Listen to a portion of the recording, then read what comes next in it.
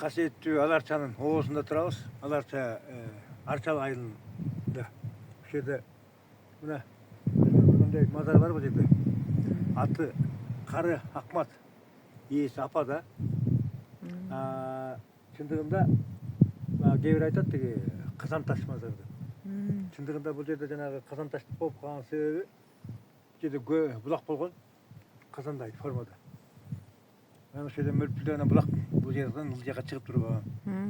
Ал дорда ел үшін тағы таза болған екен. Яғни біз көргенбіз. Үшін бары гөл. Қыздардың бары таң ойнап тұрған көргенбіз де, осы жерде мөлтіреген бұлақ болған керемет. Анан Қырғызда закон бар, суының башын бұлғауға деген. Ана сонда теге ошо қыздар биліп-билбей теге суының башына барышып теге Аларчанын ішінде неме болған шарқатма. Ошо шарқатмалар жуынып қойышқан. Анан жаратқан Құдайдың законын бұзды десе, анан суын тоқтатып, ал водопадтан шықпай қалған. Ошол уақытта бұл жерде мөлтіреген бұлақ құрап қалған, солып қалған. Шықпай қалған.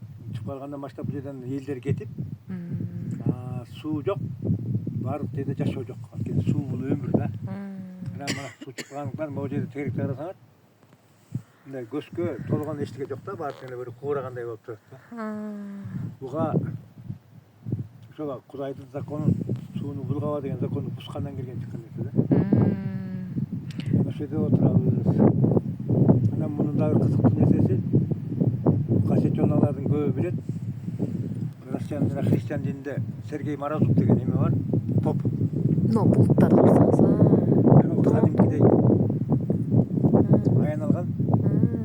Ал аянында ошол буга чейин ал Кыргыз деген эл бар экенин, Кыргыз деген жер бар экенин билбептир.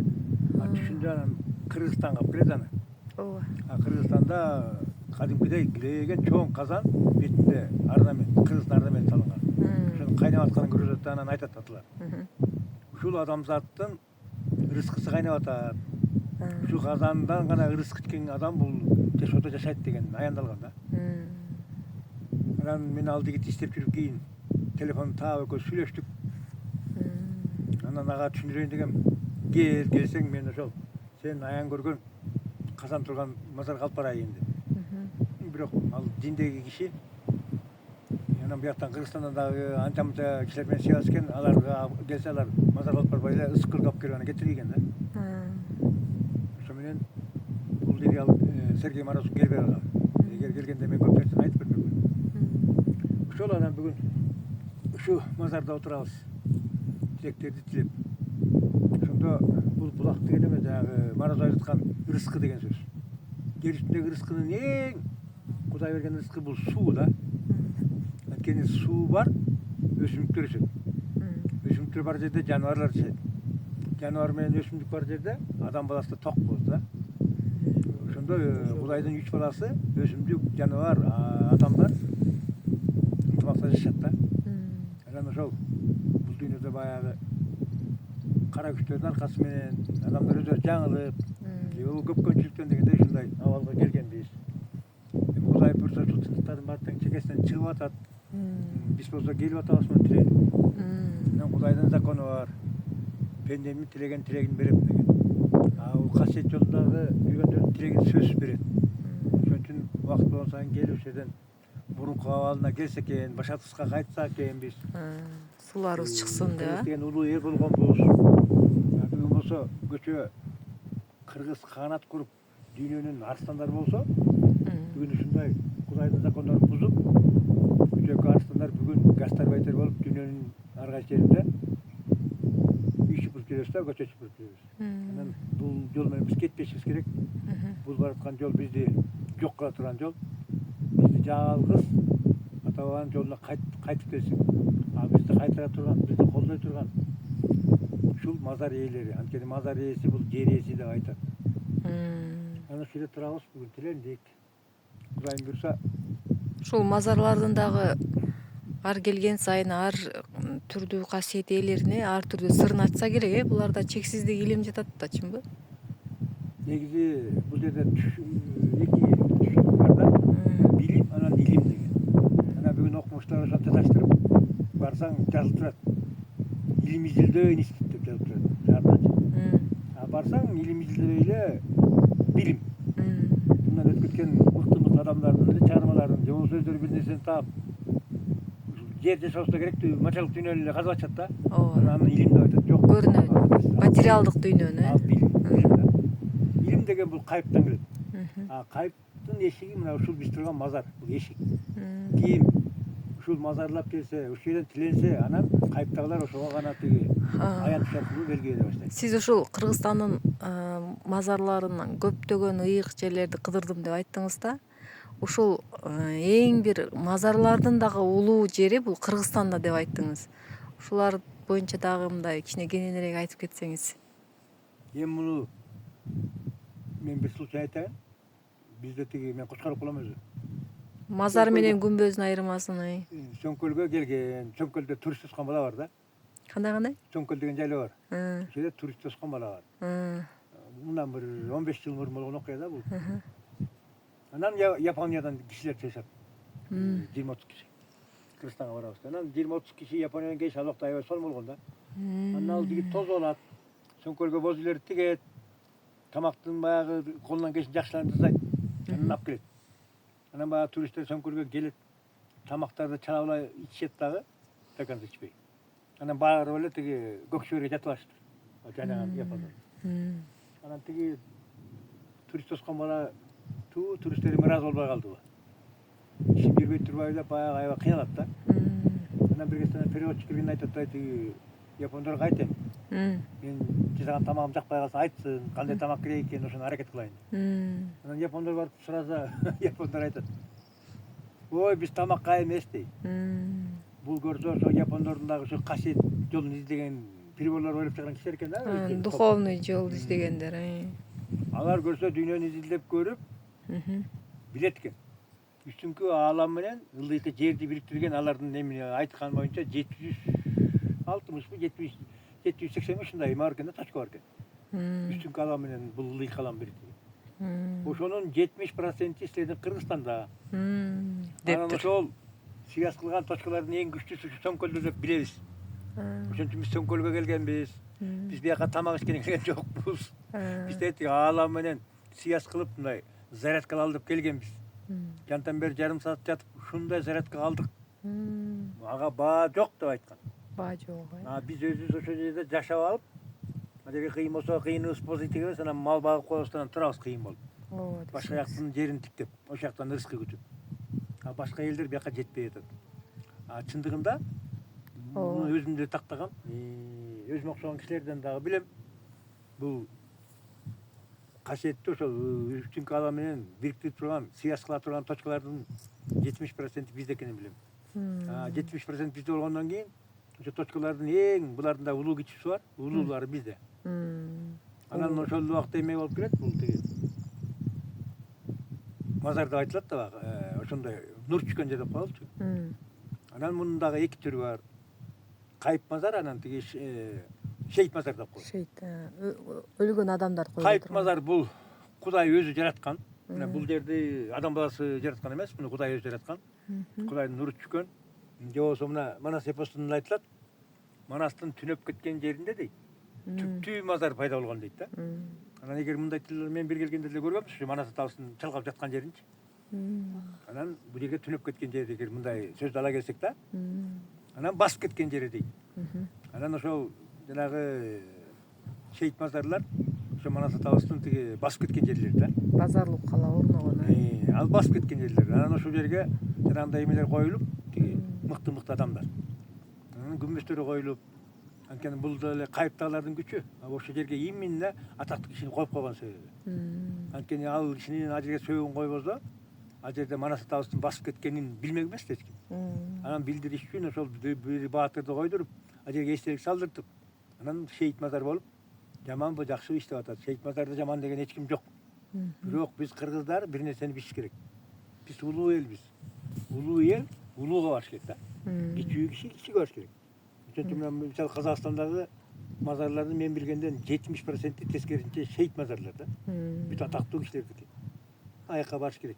Бирок ал аяктан мурун кайып мазарга келиш. Сиз ушул нерсени изилдегенде дагы арк жагындагы түпкү барбы башатта пайда болгон жагын аян менен изилдейт кезде ушу мазарлуу деме сыр мененчи анан дагы жанагы мисалы жазууларды дагы биз мындайдан эле окуп койсок сиз жазууларды мындайдан окуйсуз да али 4 түрүндө берилген ушул күнгө чейин доорулар алмашып анан сандар менен ааламда убакыт саат учурчак менен келет го ошол сааттар менен укмуш мындай чечип жанагы аянды деле алып коюп эле сүлкүлдөп отурушпайбы бирок анын эң максаты чечип баян кылуу менен ишке ашыруу экен да максат. Ошонун баардыгын сиз күнү түнү ойлонуп чечеткенсиз да ошолор боюнча дагы кененирээк айтып кетсеңиз. Мына жана жолдон келатканда айтып кеттим. Мудан мына Москваска тиги 69 деген номер чыгып атты. Аны эл түшүнбөйт. Менин өзү төрөлүшүм аян менен төрөлгөм да. 69 деген сан менен төрөлгөм. Анан 6 деген сан ошол өзүм дагы туулган күнүм 16 деген номерда. 1-июнь 6-ай. Ал да түндө дагы кымбаттыкына барып жатып жүрүп атканыбызда бекерден эмес. Тиги анын үйү да ошол 106да. Анан мен номерди карайм да анын атын карайм дегендей.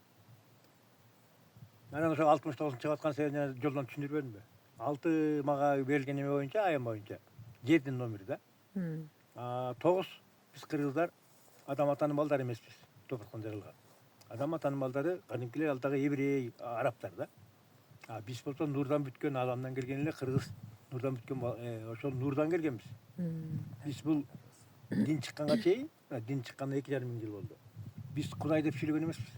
Кыргыздар биз ата, апа, күн ата, жер эне, ай апа деп эле келгенбиз. Анткени биз кул эмеспиз, биз кулунбуз. Кулун деген бул уулум деген сөз да. Баласы. Кыздар гүлдөрү, биз кулундарбыз да. Анан дин чыккандан баштап анан биз дагы кокуй эл эмне дейт деген ой менен анан биз дагы мына бүгүн Кудайда отуруп, даже бүгүн Кудайды тааныбаган элге жеттик да. Бирок доор келди, эмне кылыш керек? Чындыкты айта турган убакыт келди. Эгерде айтпай эле ушинтип жүрө берсек, азыркы адамдар ушундай экен, эмгек сиңиргендерди баалабай эле үстүнө минип алат экен да. Анан ошол чындыкты айта турган күндөр келип, анан аталарыма рахмат. 2012-жылы Кнес Света дегенде салышкан ушул жолго. Мен деле бул жол менен ишим жок. Эл сыяктуу эле тиги акчанын артынан чуркап жүргөн киши болчумун. Саясаттын артынан чуркап жүргөн киши болчумун. Анан эми ушул жолдо жүрүп, анан эмне болду? Аталардын ошо указаниясы менен мазар бас деди. Анан ошо Кыргызстандагы мазар баскан көп кишилердин, эми көп эмес, аз кишилер болсо ошолордун эң көп баскандардын биримин да. Анан мазар жөнүндө ошо түшүнүктөрүм жакшы. Эмне үчүн жакшы? Анткени аталарыма рахмат. Азыр кыймын деген кишилер көп, билимдүү кишилер көп. Бирок ошолордун баарын угуп отурсам, таянгандары алардан мурун өтүп кеткен бир улуу кишилердин эле жазган китептерин, же улуу кишилердин айтып кеткендерин окуп калып эле ошого таянышат да. Бул жакшы нерсе. Бирок меники тескерисинче. Мен улуулардын китебин окубай калгам азыр, окутушпайт. Бирөөлөрдүн сөздөрүн угуштурбайт. Мага керектүү материалды ошо баланча мазарга барасың дейт. Анан ушул силер сыяктуу келгенде келем. Анан көкүрөгүмдө ответин салып коюшат. Анткени мазардын закону бар. Келген кишинин баарын кур койбойбуз дейт. Келген кишинин баарын кылган кызматын жаса сыйлыгыбызды беребиз дейт. Ошо берип атканда бердик деп айтпайбыз дейт. Берип аткан колубузду көрсөтпөйбүз дейт. Анан кеткенде эле өзүңөн эле көкүрөгүмдө баягы издеп аткан вопросум пайда болуп калат. Анан мен көбүнчөсүн ошол кайыптагы аталардын айткан сөздөрү менен жүргөн кишимин. Көп киши аны түшүнбөйт, туура эмес сүйлөп атасың дейт, такталбаган маалыматты айтып атасың дейт. Айта берсин. Мага алардын айтканы не главный? Эң главный ошол кайып дүйнөгө салган аталарыма рахмат. Ошолордун закон менен жашап келаткан киши. Ошо мен дагы силерге айтам ошол. Кайыптагыларга ишенгиле. Демек жазууларды да эле 4 кырынан окуганы ошол ар цивилизацияда өзүнүн Кудай сырын ар түрдүү берет экен да. Ошон үчүн мына мазарларда дагы ар түрдүү болуп ачылып атпайбы? Анан мазар ээлери дагы ар түрдүү көрүнөт деп атпайсызбы? Мисалы ар адамдын сөлөкөтүндө, ал жаныбарлардын ошол жердеги балдарыбыз да. Ошол балдардын деңгээлине жаша көрдү. Ошонун деңгээлине жаша берет, колдоо берет. Деңгээлинде болсо, ошол сыяктуу болот, ошого ылайыктуу көрүнөт. Эгерде бийиктеп кеткен болсо, ага кадимкидей эле мага мисалы улуу аталар келет. Эмне деген килеген калпактар кийген, сакалдары тете упузун. Мен ошолор аркылуу билем алардын улуу экенин. Менин эчтешкенин көбү айтат, атам келди, апам келди. Ооба. Ата, апа баарыбызда жүрөт, жаныбызда жүрөт постоянно. Бизди колдоп жүрүшөт. Ошол мында Бирок алардын айырмасы мен билгенден калпагын каратам, сакалдарын каратам. Сакалдары мындай десе, значит улуу ата келди билем да. Жинакей карасаңыз ушунун сонун айттыңыз да. Ошол улуулугун мен ушундан билем, ушундай келет, алар ар дайым жаныбызда жүрөт деп атасыз. Ар бир адамдын ата теги, колдоочулары жанында жүрөт, билебиз. Бирок биз ушул дүйнөгө ошолордун колдоосу менен миссиябызды аткарганы келип, жанагы мурдагы кетирген күнөөлөрүбүздү жоюп кеткенге шашып, ошон үчүн эле келет экенбиз да, чынбы? Миссиябызды аткарып, шашып, тездик менен бул миссиябызды аткарыш үчүн келет экенбиз. Аны эстен чыгарып коелу, азыр эмне кылып атабыз? Материалдык дүйнөгө шашып атабыз да, жарышып атабыз ошол үй салыштан же завод фабрика ачыштан, мисалы атаңдашу, араздашу. Биз тетирий жолго түшүп кетпиз. А самом деле бизге бир 70 100 жыл өмүр үрдү. Бизди ушул немени таанып калсын, кайып дүйнөнү. Нар жакта дагы кечке эле арбак болуп безибестен бир улуу дүйнөлөргө кетсин дешип, ушул нерсеге берет экен да, ушул жарыктык өмүрдү. Жана Айкөл Манас айтып атпайбы? Өмүр тамчы дейт, ташка тамсак кургайт, ал көз ачып жумганыңча.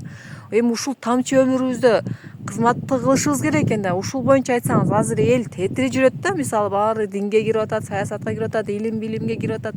А биз мазарлаганыбыздан эл өтө аз. Бул кайып дүйнөнү издегендер аз, эми ооба касиеттүүлөр аз, бирок негизи эле азыр көпчүлүк түшүнүп, бирок ушул жолго келиш керек эле, жан дүйнөсүнүн азыгын алыш керек эле деп ойлойм да. Ушул боюнча дагы. Эми мындай келбесек келтирик да. Анткени мен түшкөндө кыска айтышкан. Биз кайсы убакка келгенибизди. Баягы кеде аян, көп киши аянчылар жарымдаттай орусча алышат. Бул дагы сыры азыр айтпай эле коеюн. Ал да сырлуу нерсе, бул туура нерсе да. Анан мага да ошол орусча келген. Биринчи попросим деген. Кандай? Попросим деген. Попросим. Попросим деген ушу жолго түшкүлө деп, мына бүгүнкү күнү попросим менен келип атабыз да. Анан кийин заставим деген да. Анан заставимге келип калдык азыр. Автобустун чекесин көрүп атабыз да. Анан ошо заставимге барабыз го. Анткени адамдарды күнөөлөйүн десең, адамдарда да күнөө жок.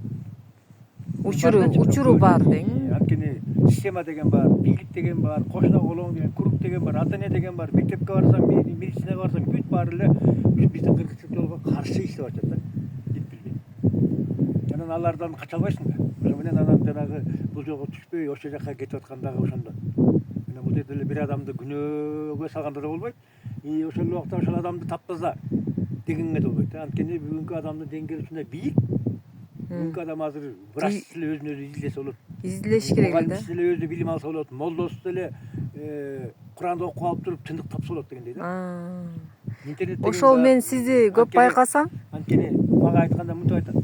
Силер жаңылышып атасыздар дейт. Адам баласына номер биринчи парз, жана молдолор адашып атпайбы тиги парз бул парз деп. Ал ислам динин тутундум деген эле парз. Христиандын өзүнүн парзы бар да.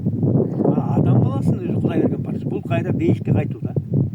Ушуну айтып атам да. Номер биринчи эле парзыбыз бар. Жан дүйнөнүн азыгын алып кайра кетиш. Адам баласы бүгүн болгон күч аракетин ошо бейишке ошол жолун издеш керек болчу да. Ошол Анан мага келгенде айтылат. Биз ошо бейишке кантип жетиш керек деген информациянын баарын түшүргөнбүз дейт. Жана интернетти чыгарганда бизбиз дейт. Анткени мурун интернет жокто диктатуралар баягы мамлекеттер чек арасын тосуп алып, эл менен бири-бирин связь кылдыртпай, касеттөрдүн сүйлөгөнүн эмеге эфирге чыгартпай жаап келген да. Анан Кудай эмне кылды? Границанын баарын ачты, интернетти ачты. Ал свобода.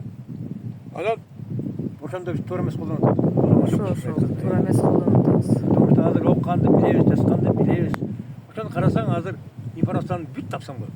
Анан биз ошону кылбай эле эмне болуп атабыз? Материалдык дүйнөдө эле мага келгенде аянда айтылат. Көгөрүп базарда отурасыңар дейт, 1000 сом табабыз. Ошол 1000 сом тапкан 10 саатыңарды дейт, өзүңөргө жумшасаңар дейт.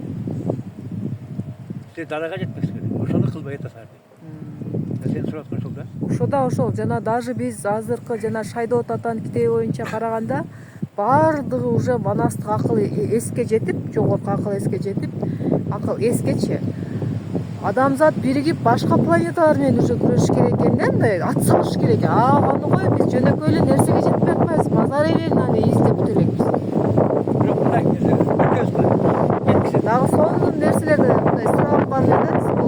Башка жайга. Макул, ыраазыбыз.